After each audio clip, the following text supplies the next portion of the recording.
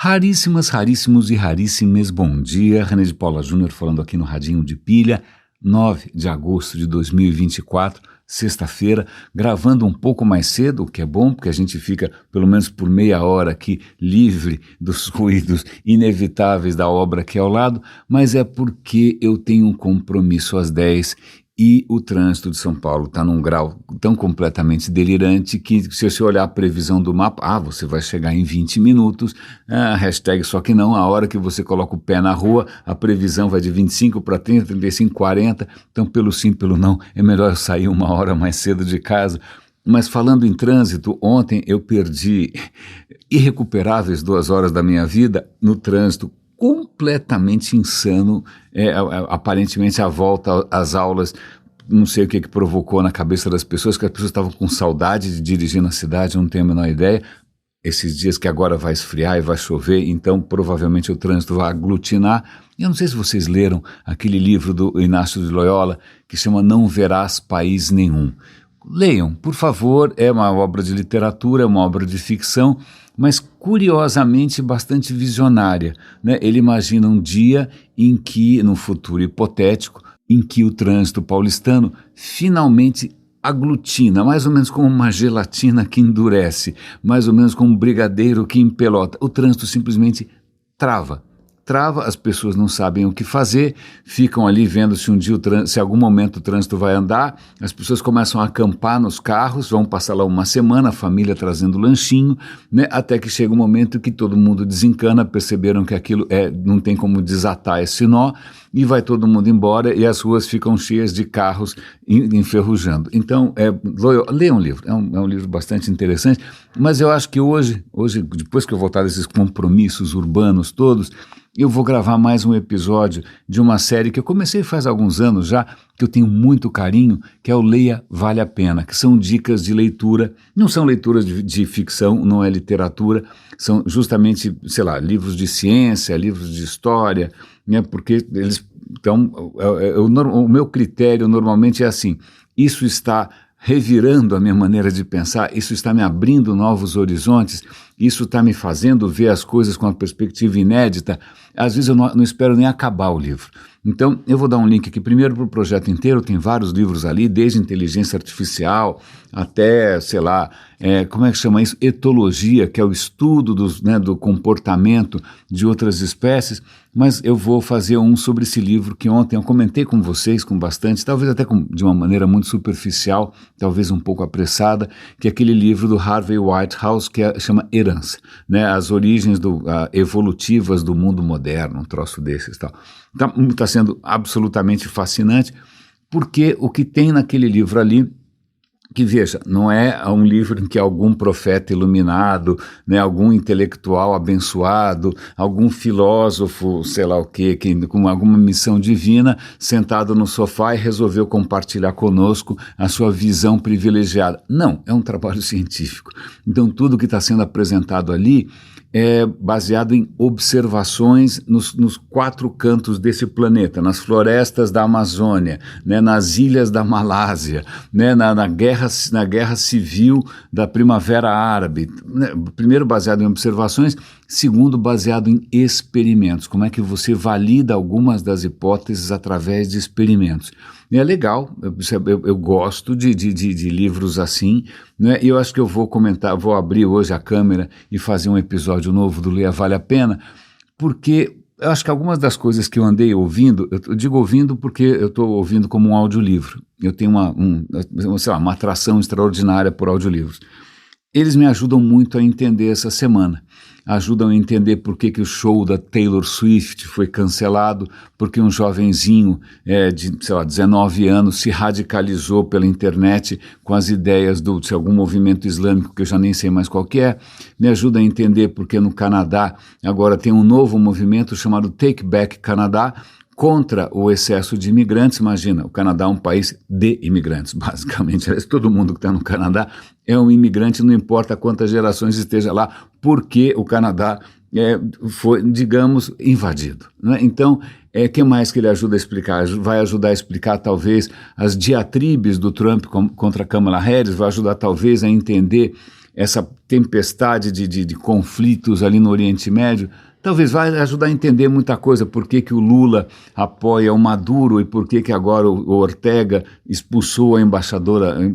Bom, em suma, então me ajuda a entender muita coisa, porque, veja, os princípios básicos que estão nesse livro, que estão sendo ali confirmados por experimentação, por observação, que são explicáveis por uma coisa que é muito poderosa, que é a questão evolutiva, eles são muito úteis, sobretudo porque a humanidade não vai mudar tão cedo, né? Eu sei que muitas doutrinas, não importa se religiosas ou ideológicas, acreditam em algum tipo de redenção da espécie humana, mas a espécie humana é o que ela é, né? As mudanças, quando acontecem, são relativamente lentas, mesmo com a questão toda de cultura, ainda sobra um pano de fundo que é bastante poderoso, né? Haja vista que, pelo menos é a minha percepção, é a minha perspectiva.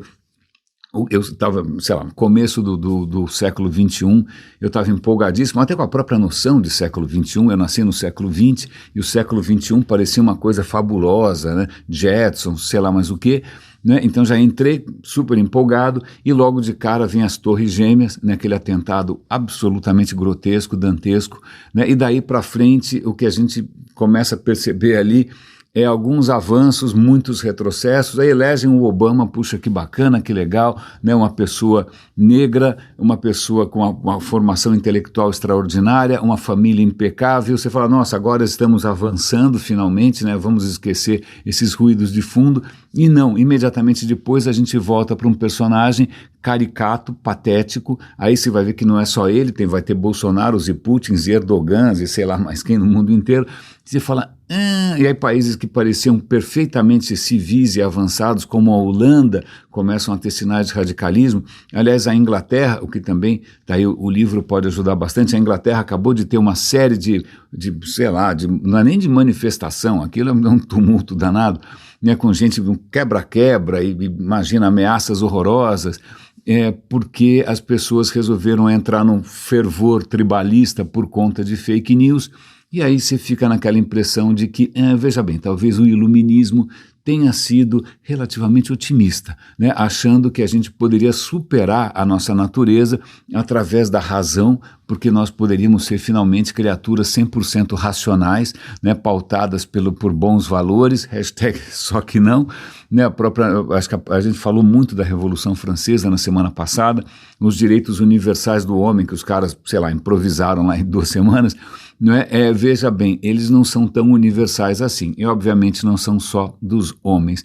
Nós falando em teorias engraçadas, teorias de todo tipo, uma das coisas que eu achei interessante aqui, ontem eu estava ali assistindo, ouvindo o Lawrence Krauss conversando com o Leonard Susskind, os dois super velhinhos já, mas relembrando os bons tempos do entusiasmo da física quântica. Eles achavam que eles iam fazer uma teoria geral de tudo, década de 70, década de 80, achavam que tudo estava prestes a ser desvendado, as peças estavam começando a se encaixar, hashtag só que não, né? Alguns mistérios persistem até hoje, o que é legal, o que é muito bacana, inclusive, né? Mas num certo momento, o próprio Lawrence Krauss falou uma coisa que eu gostei tanto, que eu fui procurar, né? O vídeo tem ali a transcrição automática do Google, que é uma transcrição meio tosquinha, mas tá bom, mas 2 momentos ali me chamaram muito a atenção.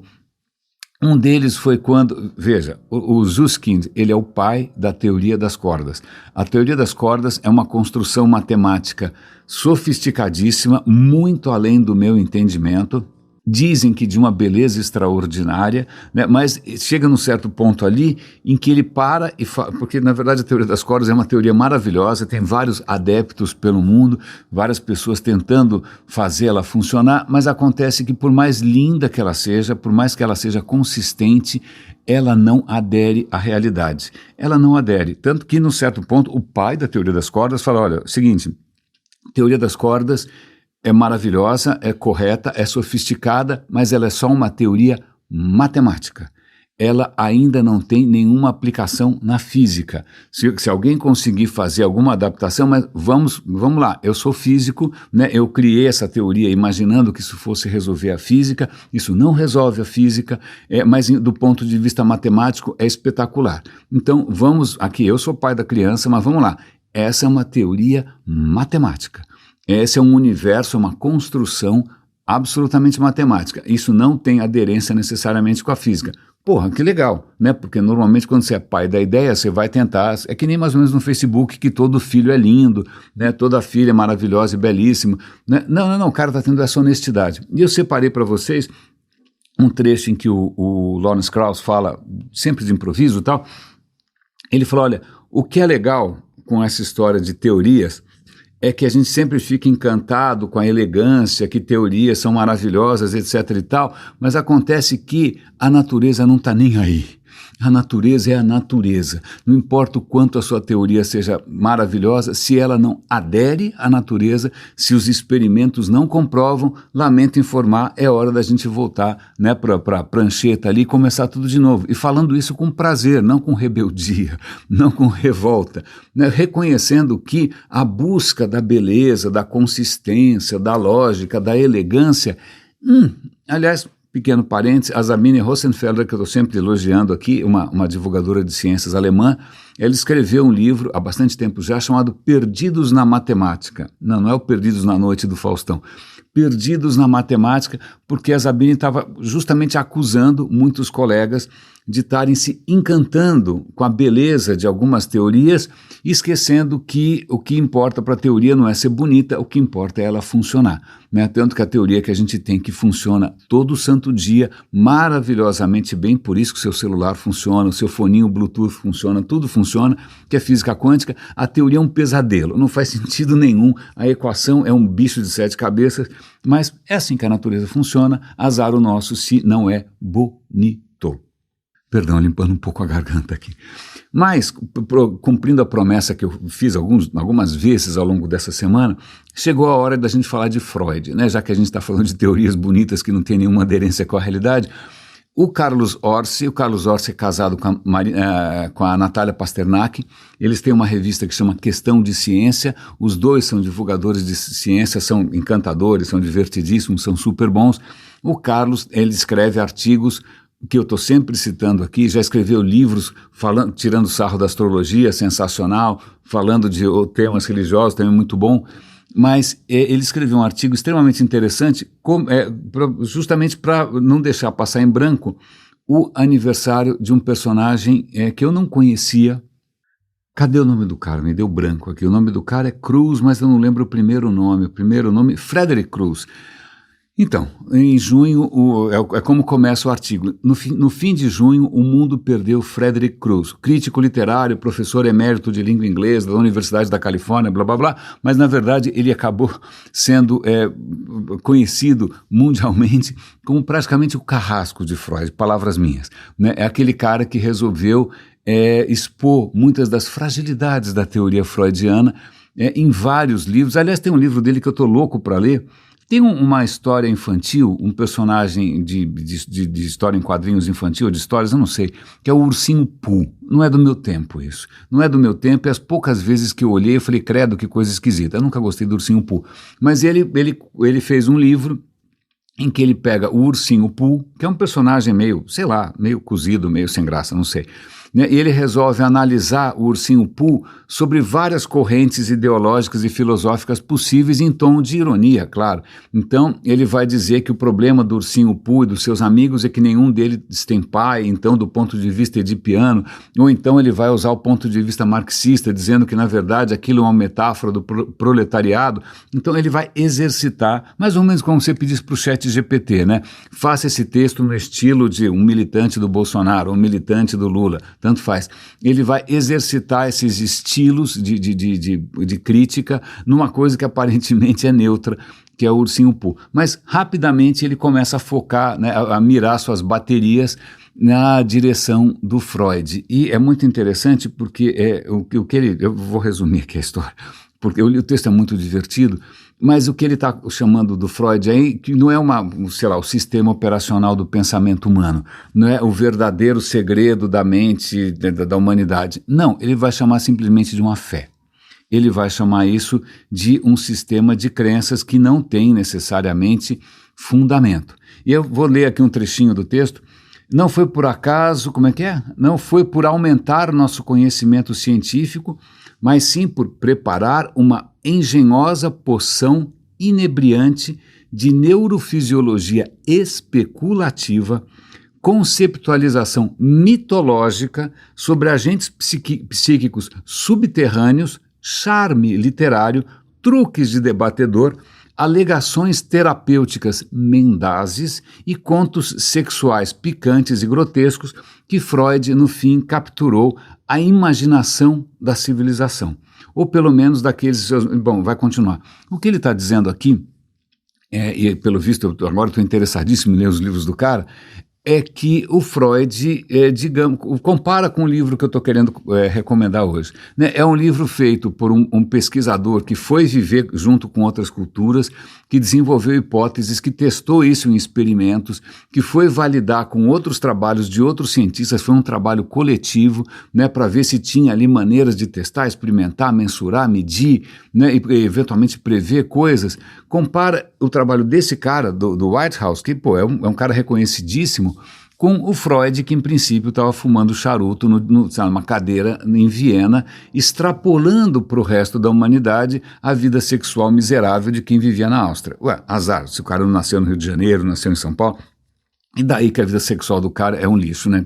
Azar o dele, né? Mas, então veja, o cara lá sem nenhum tipo, vamos lá, eu sei que muita gente talvez aqui tenha gastado um tempo e uma grana é um fator importante aqui, colossais com essa história, e em princípio passou a se entender, porque finalmente foi doutrinado na chave do pensamento freudiano, que em princípio deveria ser uma chave para absolutamente tudo, né? O Orsi fala aqui que não é incomum que de repente os psicanalistas resolvam dar pitaco sobre tudo.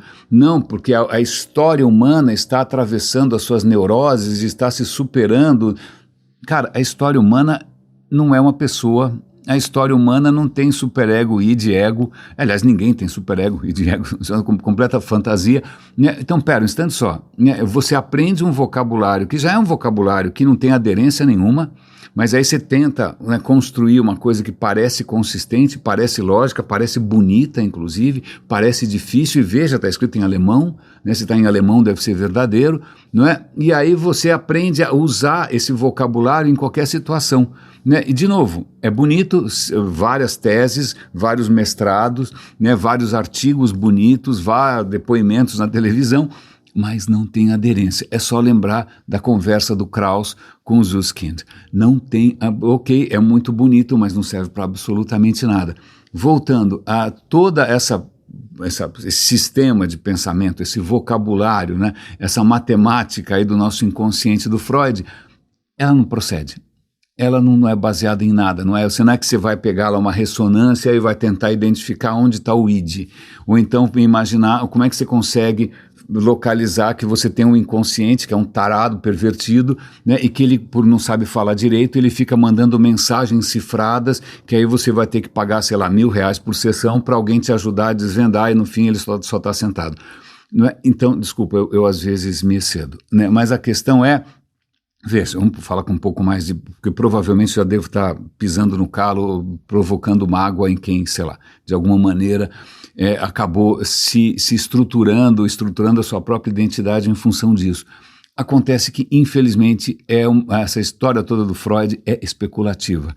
É especulativa, não tem comprovação nenhuma, e o que ele acaba acusando aqui, o Krios, é que isso é mais uma seita. É mais uma seita, e aí ele vai fazer uma analogia com outra seita, não vou falar aqui de nenhuma religião organizada, mas é do marxismo, que ele também considera uma seita, pensando bem, também uma religião organizada, porque você entra lá, né, você entra com a cabeça em branco, os caras vão te ensinar todo o vocabulário, né, que vai te ajudar a interpretar absolutamente tudo, que isso é uma coisa pequeno burguesa, porque afinal proletariado, a superação da dialética, e você vai usar esse mesmo martelo para tentar parafusar, né, parafuso, para tentar, sei lá o que você vai fazer com isso, né, cirurgia cerebral com uma marreta.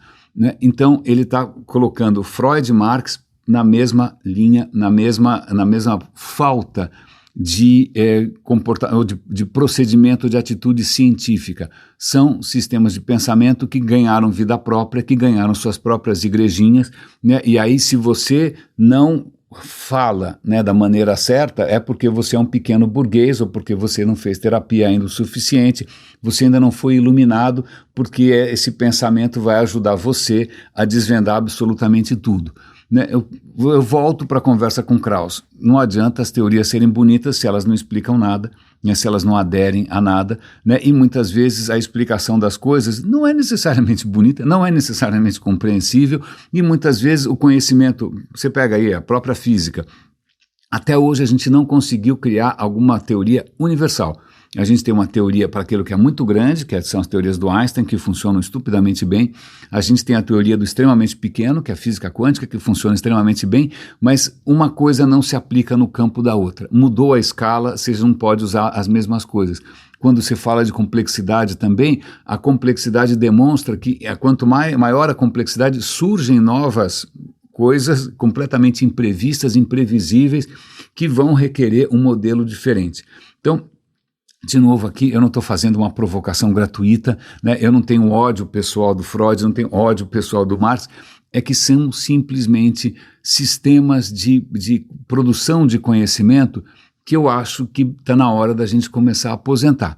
Né? E por isso não é uma coisa neutra, e daí não faz mal a ninguém. Então eu vou seguir um link que o próprio Carlos Orsi aqui deu, é uma reportagem no The Guardian, aliás acabei de passar para minha mulher, falei, dá uma lida aí que acho que você vai gostar, né? Que é uma história do próprio Freud, né, interferindo na vida das pessoas.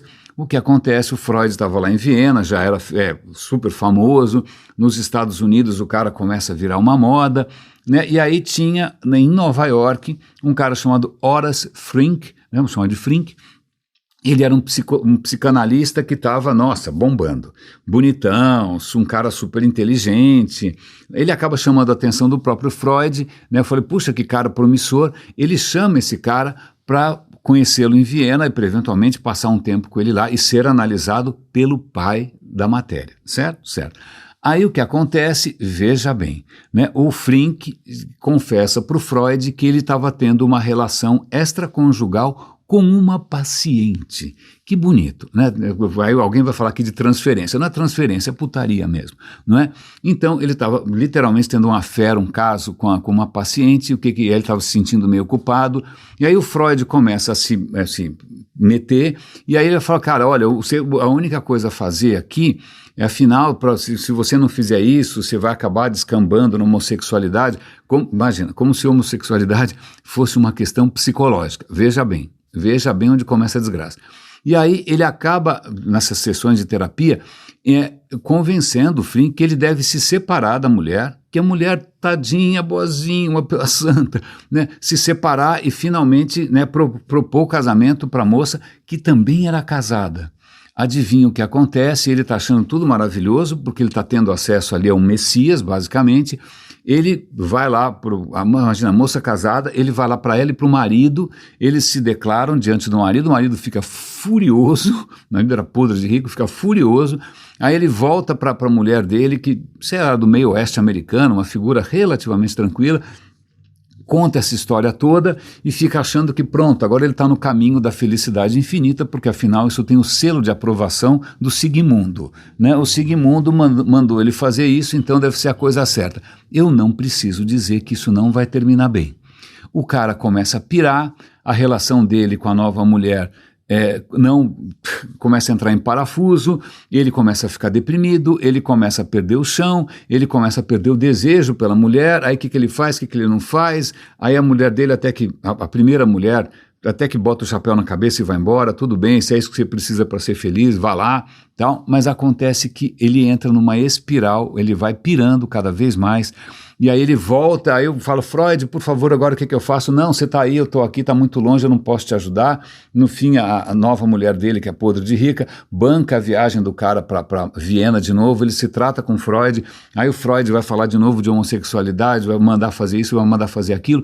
No fim, o que acaba acontecendo é tenebroso. Bom, primeiro que o maridão da segunda mulher acaba, vem a público, denuncia o Freud, faz uma carta horrorosa, pô, você está se metendo na vida alheia, você está provocando dor, você está provocando desgraça, e ele mesmo morre de câncer, né? Aí o que acontece, o Frink começa a pirar tanto que ele acaba sendo internado num hospital psiquiátrico. É uma absoluta desgraça, todo mundo infeliz, e o Freud, num certo momento, falou, olha, Frink, sabe o que é? É que, na verdade, você está com umas fantasias aí de que você está dando muito dinheiro para mim, que está gastando muito dinheiro comigo. Eu acho que a maneira de você superar ou sublimar, ou seja, qual for o vocabulário, né, esse seu dilema interior, essas mensagens do seu inconsciente, por que você não faz uma doação gigantesca de uma vez para a minha fundação psicanalítica? Sim, o Freud, veja, de maneira absolutamente desinteressada, claro, ele vai interpretar, né, seja lá o que for do mal-estar do cara, em proveito próprio, né? Ele convence o cara que a maneira dele calar essa gritaria no seu subconsciente transtornado é fazer uma generosa doação para a Fundação Psicanalítica. Bom, é um absoluto desastre. Eu já tinha comentado com vocês aqui também o desastre que foi a psicanálise para Marilyn Monroe, né? Ela tinha lá um terapeuta, um analista, né, um psicoanalista, que de repente ele percebe que como ela teve uma infância muito, sei lá, fora do padrão, ele resolve que a melhor maneira dela se normalizar, passar a ser uma cidadã funcional, é morar com uma família funcional que por acaso era dele, e ela vai morar ali com papai, mamãe e filhinhos. Eu não preciso dizer que a Marilyn Monroe acaba se matando na sequência, né? Eu também acho que eu teria pensado, cogitado essa hipótese com muito carinho, se alguém me fizesse morar na casa do meu psicólogo. Então, veja só, mas o que é interessante disso aqui é que teorias bonitas e que de repente tem quase uma dinâmica de igreja, né? Porque você tem ritos de iniciação e aí todos se reconhecem porque todos conseguem falar da mesma maneira, todos conseguem lutar pela mesma bandeira, todos conseguem falar ali o jargão.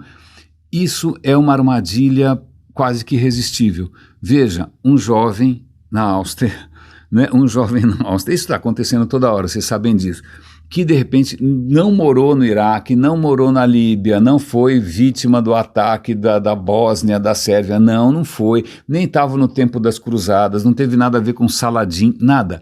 O cara, ele cria uma identidade, né, com uma identidade imaginária, com um grupo, ele vai absorver todas as dores e toda a visão de mundo e vai cometer uma absoluta atrocidade. Ele vai sacrificar, não só matar um monte de gente, mas ele vai sacrificar a própria vida em função de uma coisa que, cara, não tem nada a ver com ele. E aí, eu comentei isso ontem com vocês muito rapidamente. O que esse livro está tentando explicar é justamente isso, em que momentos que a gente começa a, sei lá, criar uma fusão de identidade, a sua identidade individual começa a se fundir com outros temas, aí pode ser se fundir com a torcida de um time, né, pode ser se fundir com o bolsonarismo em si, né, se fundir com, sei lá o quê, com uma causa completamente estranha, né, isso é um perigo permanente.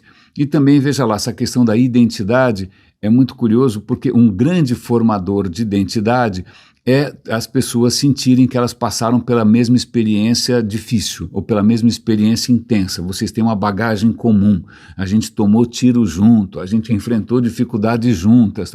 Isso vai criar uma história comum, isso cria um senso de identidade e pode ser isso que está acontecendo no Canadá. Embora todos ali tenham em alguma geração ou outra vindo de fora, né? Agora, não, quem chegou agora, desculpa, ele não tem a nossa história, ele não tem a nossa bagagem, ele não tem nada a ver com a gente, então, portanto, esse cara não merece estar aqui, não é? Porque ele acabou de chegar, a gente não tem nada em comum, então ele é um outro. Né? Esses riscos são permanentes e a questão é como que a gente consegue superar essas armadilhas que são praticamente irresistíveis. Né? A questão da identidade, a questão do tribalismo está ficando cada vez mais clara à medida que eu estou lendo ali, de que maneira que isso acabou evoluindo na história da nossa espécie e acaba se manifestando onde você menos imaginar. Seja em pessoas que de uma hora para outra, que sabiam da existência do Bolsonaro, mas sempre acharam um cara um bizarro, de uma hora para outra ele vira o messias de um movimento com uma identidade própria. Aliás, até vou dar um link muito interessante aqui, fizeram pesquisas com relação a esse tipo de, crenças em teorias da conspiração, crenças em coisas, em fake news, seja o que for, e aí o que eles estão percebendo? Que muitas vezes, no fundo, o cara não acredita ipsis literis, ao pé da letra, no que está ali. Ele não acredita necessariamente. Se você botar o cara na parede, você fala, mas você realmente acredita, né, que alienígenas na forma de lagartos disfarçados de pessoas comem criancinhas numa pizzaria e vão querer eleger o Obama? Não, mas o que acontece é que o que está em jogo aí não é exatamente a crença total, não é nem se as ideias fazem sentido, é o pertencimento, é a criação de uma identidade em contraste com as outras, a tentativa do quê? De achar alguma explicação, e a explicação não precisa fazer sentido, né? Ou alguém me explica o que é a pomba, eu nunca entendi a pomba branca, por que tem três, eu não preciso entender, porque na verdade você faz parte. Né, você faz parte, você funde a sua identidade com alguma coisa muito maior e de uma hora para outra tudo se explica. E de novo, não explica, mas está tudo bem, não precisa ser coerente, não precisa ser consistente. Eu não preciso submeter meu paper à comunidade científica e perceber que tem alguns pontos ali que merecem melhoria. Pô, obrigado, vocês me ajudaram, eu vou melhorar a minha teoria aqui, quem sabe a gente desenha um experimento junto. Não precisa. Né, porque essa história toda que eu estou tentando aqui todo santo dia, né, enaltecer, que essa forma de produção de conhecimento que tira um pouco, né, tenta evitar justamente essas coisas, a identidade, o narcisismo, o pensamento mágico, né, esse tipo de pensamento de defensivo, né, a hora que a gente consegue sair um pouco, né, desse legado, que a gente consegue superar um pouco isso, que é quase irresistível, pô, a gente faz maravilhas. Né, a gente faz maravilhas, você tem medicina, você tem vacina, você tem a ciência do celular, você tem uma série de coisas aí que foram feitas não porque, e aliás eu fico lembrando aqui do meu tempo numa faculdade de humanas, porque tem uma panelinha ali que é leninista e outra panelinha que é trotskista, e aí imagina, ninguém se conversa, ninguém se fala, né? Ou alguém ali é freudiano, não, o outro é lacaniano, não, e o outro é behaviorista, e também ninguém se fala, porque, né, você tem que, onde já se viu, você almoçar junto com alguém da outra tribo. Pois bem, então isso, eu acho que esse livro me ajuda, porque eu confesso que volta e meia eu fico bastante... talvez é uma coisa entre desesperançado e desesperado em ver a nossa completa inércia, né, o nosso apego extraordinário a formas que não é só uma questão de ser antiga ou de ser arcaica, é que realmente não funciona, realmente é um tiro no pé, realmente é um atraso, realmente leva a gente pro buraco, leva pra gente pro tribalismo mais estrito, e se a gente não prestar atenção, a gente se encanta com isso, porque isso é muito forte, né? Vai chegar para um cara, sei lá, algum time, pega um time qualquer, eu não vou citar times aqui, porque senão eu vou estar pisando num território mais explosivo do que religião, né?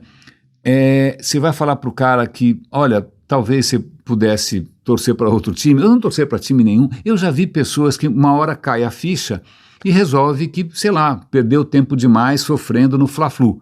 Né? Eu já vi gente também, é o meu caso, que de repente acreditou em tudo quanto é homeopatia, astrologia e xing, e uma hora cai a ficha e você fala, pensando bem, eu acho que, né, dá para pensar de outra maneira, isso foi um lapso. O lapso, eu não sabia nada, não tem problema nenhum, a gente vira essa página, não vou ficar com vergonha, né, talvez eu perca amigos, mas tudo bem. Né, mas assim, é possível, eu não sei como isso funciona, eu não sei como é que esse mecanismo de você se sacudir, né, de algumas dessas coisas que grudam em você, ou que você gruda também, que acabam praticamente definindo a sua essência, você tem medo de morrer, se você abrir mão desses pensamentos ou dessas crenças, eu não sei como é que faz. Eu sei que é possível, eu sei que acontece, né? Então, o que eu posso fazer é simplesmente, sei lá, continuar aqui compartilhando os meus delírios. Eu sei que não fazem sentido, que muitas vezes eles não são necessariamente politicamente corretos, que eu falo demais, eu sei essa coisa. Mas só para encerrar o radinho, só para dar um exemplo aqui, vamos mostrar como o próprio capitalismo selvagem, não é mesmo? Né? Pode ter de vez em quando um momento de, sei lá, consciência. Cinto de segurança. Para mim, se eu não botar o cinto de segurança, eu me sinto pelado. Eu lembro que quando virou obrigatório, eu resisti um pouco, que história é essa, onde já se viu, mas depois que eu assimilei de uma tal maneira, eu me sinto realmente inseguro se eu não colocar, o que eu fico muito feliz. Eu sei que não é universal essa minha sensação, tudo bem. Mas de onde vem o cinto de 3 pontos? Né? Provavelmente, se você senta no banco da frente, né, você coloca um cinto de 3 pontos. Não é que nem aquele cinto do avião, que é literalmente um cinto. Né? Não, aquele cinto de 3 pontos tem uma história muito interessante. Qual é a história do cinto de 3 pontos? Ele foi criado pela Volvo. A Volvo, que é uma empresa sueca, não é mais, agora é uma empresa chinesa com praticamente tudo, né? Ela inventou o cinto de 3 pontos. Legal, ela podia transformar isso, patentear, né? Fazer como a Apple faz, só ela pode usar isso, né? Você não pode nem, sei lá, imagina, vai ter cópia pirata, não. O que ela fez? Ela percebeu que isso salvava vidas, e ela simplesmente tornou a patente pública. Gente, é o seguinte, eu descobri um negócio super legal aqui, eu podia usar como uma vantagem competitiva, eu podia patentear, cobrar licença, né? Não, isso é uma coisa que beneficia a humanidade, isso vai salvar vidas, porque é muito mais confortável, funciona super bem, em caso de acidente ele é muito eficiente, né? Então, tá aqui, eu não vou pensar de uma maneira egoísta, eu vou pensar de uma maneira, sei lá, vou pensar na humanidade. Então veja, até em coisas prosaicas, que eu daqui a pouquinho vou engatar o meu, a gente pode reconhecer que existe sempre a possibilidade de você abrir mão, né, de um certo do conformismo com ideias dominantes, né, da sua identidade com o lucro e com a própria marca. Imagina, eu sou engenheiro da Volvo, eu nunca vou pegar um táxi que seja fala outro carro aí que eu não sei, da Volkswagen, né? Então, pensar um pouquinho de maneira mais ampla, menos preso e beneficiar a todos. Pois bem, a próxima vez que você colocar o seu cinto de segurança, agradeça aos suecos. Eu não sei como se diz obrigado em sueco, deve ser alguma coisa impronunciável, pergunte-me como eu sei. Cuidem-se, por favor, usem cinto. Um grande abraço e até segunda-feira.